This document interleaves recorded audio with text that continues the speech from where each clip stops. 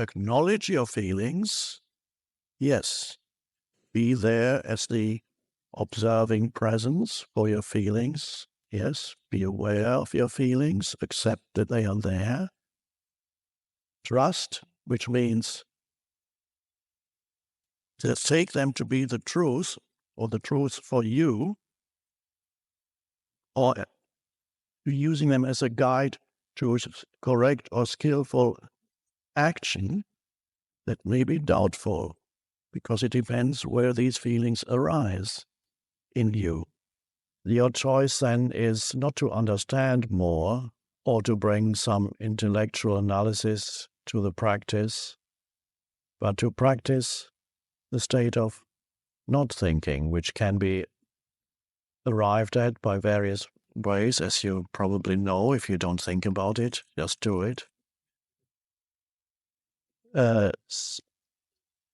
Becoming more aware of the present moment and accept it as it is slows down the overactive mind is one thing.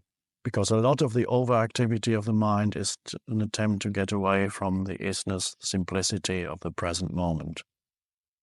So to become more aware of the present moment as a practice, have perhaps little pointers in your office, at home, in your car.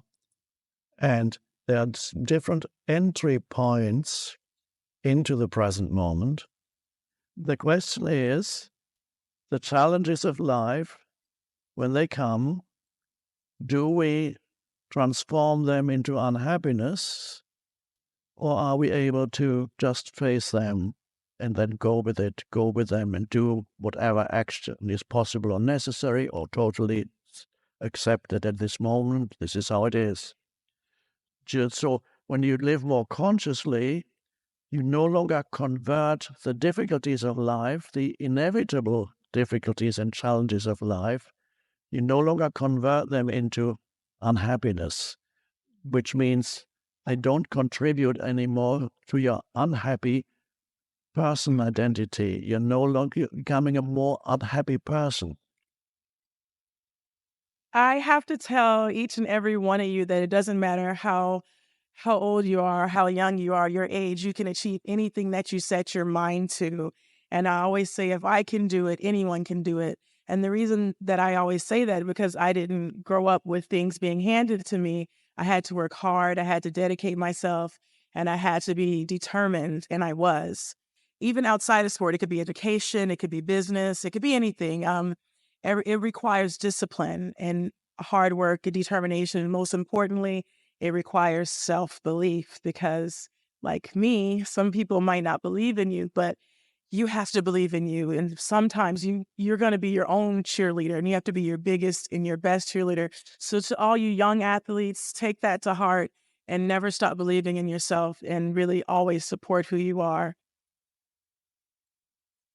I wasn't the richest, but I had a rich family and spirit and support. And um, standing here with 19 championships is something I never thought would happen.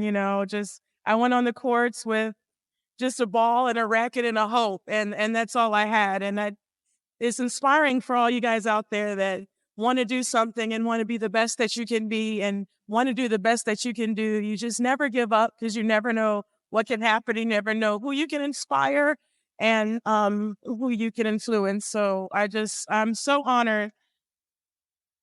People that say you can't do this or you can't do that, or you're not going to be good enough, or you can't is a huge word out there. But when someone tells me I can't, really what that means is that they can't, and they'll never do it.